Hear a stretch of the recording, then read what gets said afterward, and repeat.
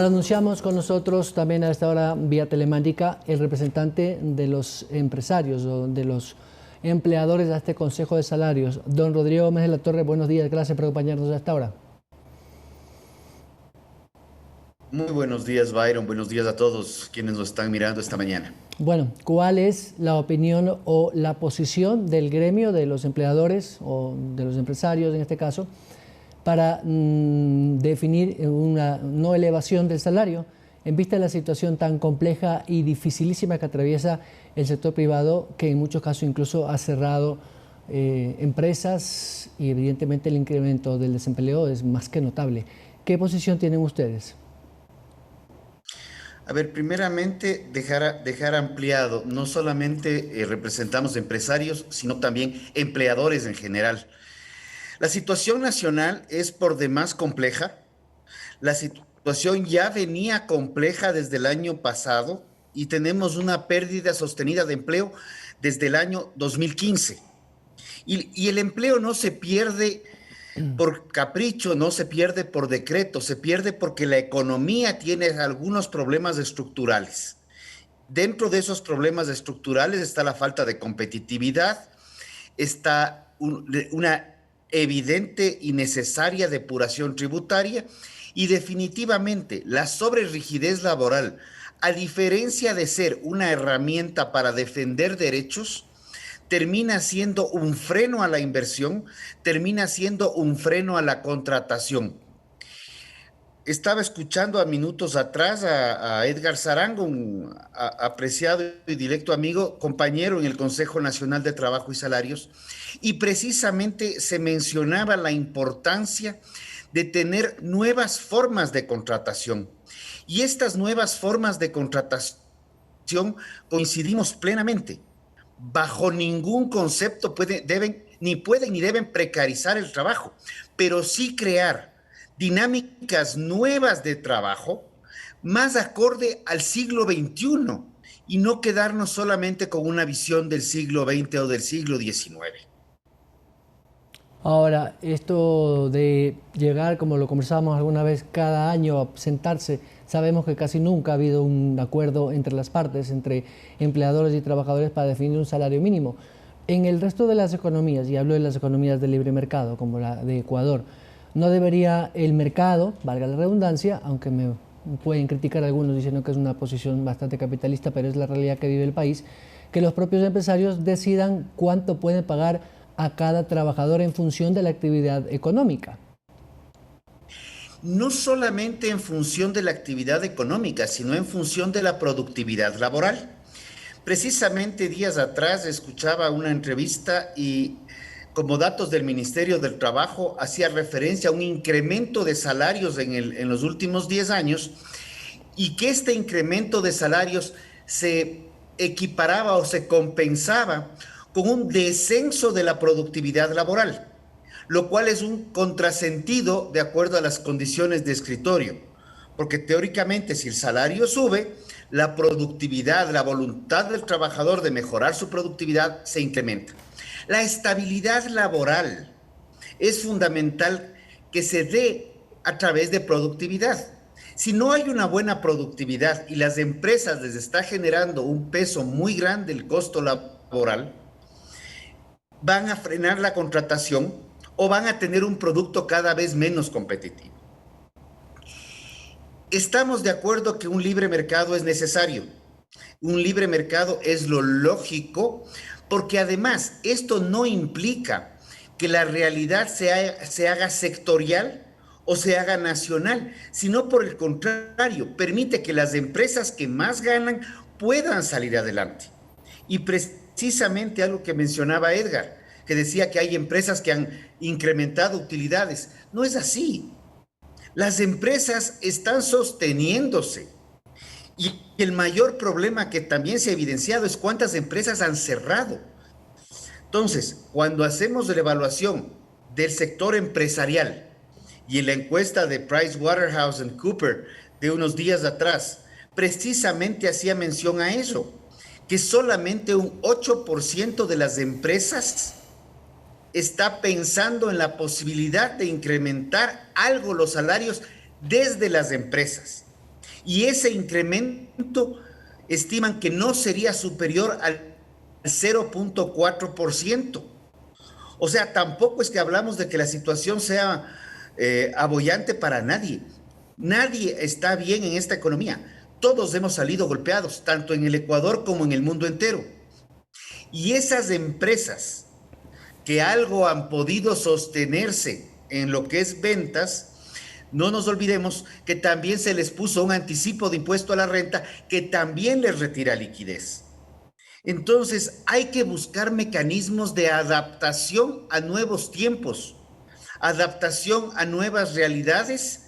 Ya en el año 2019 hablábamos de esto, ahora inclusive a las nuevas modalidades laborales que el día de mañana no sabemos y nos preocupa de sobremanera que pueda darse un nuevo confinamiento, por ejemplo, en donde nuevamente cambien las reglas del juego. Entonces, adaptación, flexibilidad son temas que ya no son de ideología, son en momentos que la realidad definitivamente superó la legalidad y hay que seguir viendo cómo se sostienen fuentes de empleo, se sostiene empleo, pero también combatimos un problema gravísimo que es la informalidad, porque eso afecta a todos los sectores económicos. Don Rodrigo, hay 9 factores que según el Ministerio deberían analizarse para tomar una decisión o ser analizada por ambas partes.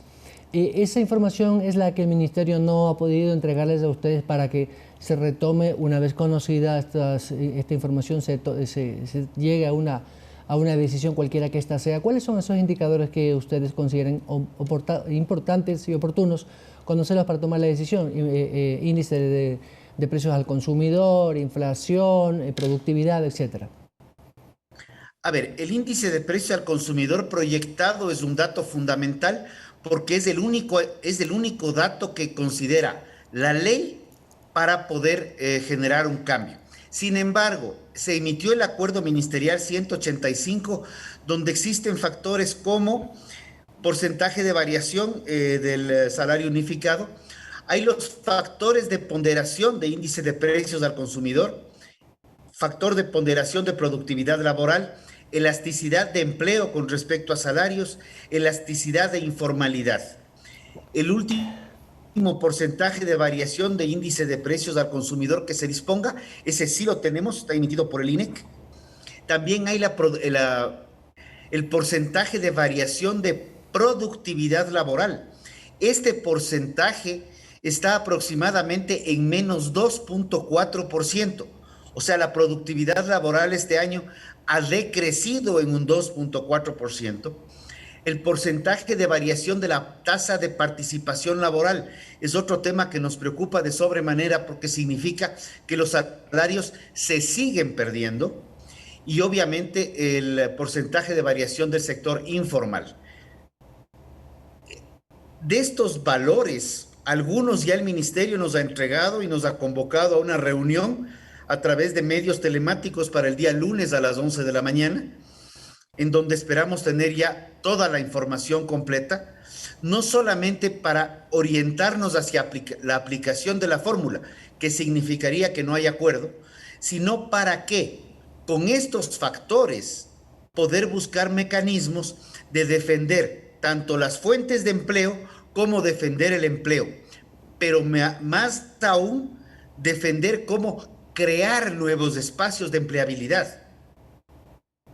Don Rodrigo, con la ley humanitaria, tras la situación caótica y crítica que se vivió entre abril y julio, donde hubo la para de muchas empresas y el cierre de algunas, del desempleo tan terrible que se vio en esos meses, hubo una figura especial para la desvinculación de trabajadores. Luego hubo esta famosa fórmula intermedia del giro específico del negocio para intentar recuperar el empleo. Esta nueva modalidad de 4 sectores específicos que el ministro lo anunció hace algunas semanas, que tiene que ver con la industria cultural, el turismo, el empleo joven, el empleo para mujeres. De alguna manera ha sido un año atípico, muy complicado en el tema del mantenimiento del empleo, pero aún así ¿ve usted que hay una posibilidad, aunque sea ligera, de una recuperación del empleo una vez que el sector productivo pueda absorber el golpe? A ver, no me atrevería a decir que la ley humanitaria fue la que generó las soluciones.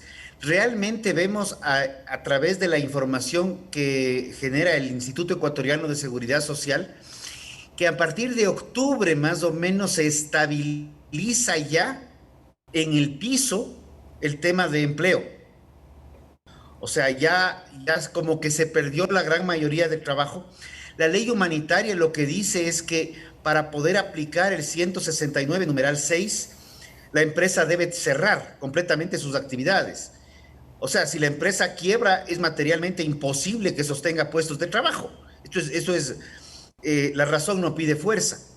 Más bien lo que vemos es que el giro de negocio sí ha permitido crear nuevas formas de trabajo, adaptarse a los nuevos momentos y las nuevas modalidades, donde uno de los contratos más interesantes es el contrato productivo, que es totalmente transversal para todos los sectores.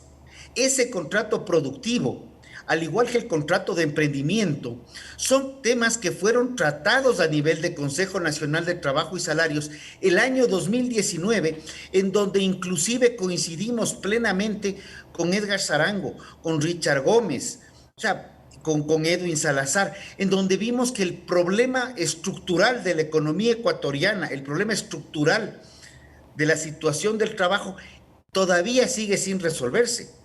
Y más bien felicitamos al ministro que haya tomado al toro por los cuernos y poder decir, ok, vamos a trabajar en buscar soluciones al empleo.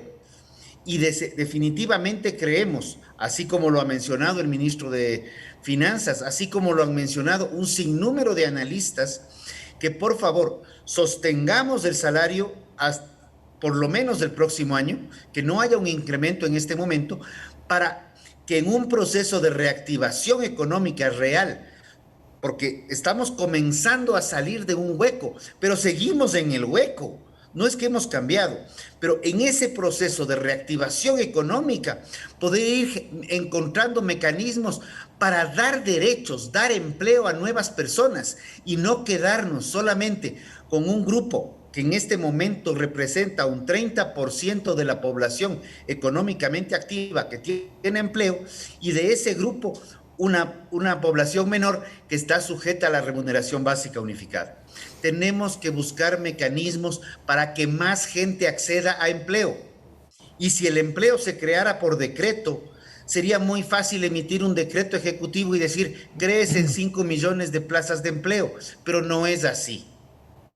Las empresas necesitan producir, necesitamos productividad, y el momento que producen y pueden vender más, ahí es donde la reactivación económica se da y la reactivación del empleo.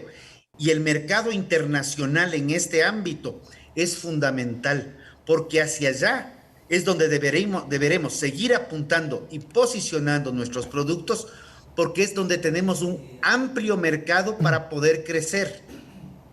Don Aurelio, hacia allá iba mi siguiente pregunta. El ministro Ontaneda y el presidente pues han dado la buena noticia de que en semanas ya se firmará el acuerdo comercial con Estados Unidos, esta primera fase, para en el 2021 con el nuevo gobierno seguramente ya entrar en vigencia. Hay nudos críticos, los más, digamos, complicados podría ser el tema de tecnologías, propiedad intelectual, pero hay un tema de subsidios. La industria norteamericana protege mucho a su industria local, sobre todo la agricultura y la ganadería, pero los norteamericanos quieren ingresar esos productos a Ecuador. Estamos hablando de que para Estados Unidos cubrir la demanda de Ecuador a precios muchísimo más competitivos que los nuestros podría ser una realidad. Le digo esto porque dentro de la dinámica de la reactivación económica, este acuerdo podría generar mucho más empleos, en el sentido de que Ecuador pueda vender más a su principal socio comercial. Pero ¿cómo está la industria agrícola ganadera en el Ecuador como para enfrentar eso? ¿Cree usted que es necesario revisar ahí sí algún tema de subsidio o proteccionismo? A ver, primeramente el Ecuador tiene suscritos un sinnúmero de acuerdos comerciales, llámese Comunidad Andina, llámese Mercosur, llámese Unión Europea, llámese EFTA, llámese Reino Unido, llámese Chile, ya está suscrito también. Ahí ya se determinan un sinnúmero de temas que no quisiera utilizar la palabra proteccionismo, pero sí quisiera utilizar la palabra de que hay diferimientos arancelarios, hay un tema de cuotas inclusive, de hasta cuánto puede ingresar de un producto u otro, pero también esto nos abre puertas para que pueda venir con reglas claras y estables inversión extranjera. Y creo que es importante reconocer que hay dos aspectos fundamentales. El sector de flores para la Sierra Ecuatoriana es un sector que genera muchísimo empleo. El momento que el sector flores puede ingresar a Estados Unidos eliminando este 8% de arancel, se vuelve más competitivo. Sector brócoli está en pendiente, ya con los otros productos teníamos preferencias arancelarias, pero también es importantísimo ver lo que ha sucedido en esta pandemia, cuando vemos que el aguacate Hass de Ecuador ya está con posibilidades y ya se envió un primer embarque a España. Estamos exportando, puede ser en cantidades pequeñas, pero lo estamos haciendo. Helados de Salcedo, ya van varios embarques a Estados Unidos. Y para el sector lácteo, el ejemplo que nos ha dado una empresa con el queso azul andino, un producto de alto valor agregado y diferenciado, también es una herramienta para decir, de pronto trabajemos un poco más al interior en productos diferenciados, donde tenemos un gran espacio de crecimiento y una gran capacidad instalada para seguir haciéndolo, y más bien potenciemos esto hacia esos mercados. Creo que hay que ver los acuerdos comerciales como oportunidades. Es ineludible aceptar que hay sensibilidades, pero esas sensibilidades se deben dar y se deben cuidar a través de mecanismos, como menciono, de protecciones puntuales o temporales. Como digo, cuotas, diferimientos arancelarios, pero el periodo del diferimiento va a llegar. Europa ya tenemos 4 años. El mayor plazo que tenemos ahí es 17. De esos 17 ya hemos recorrido 4, nos quedan 13. Y hay otros productos que tenían 5, o sea, nos queda 1.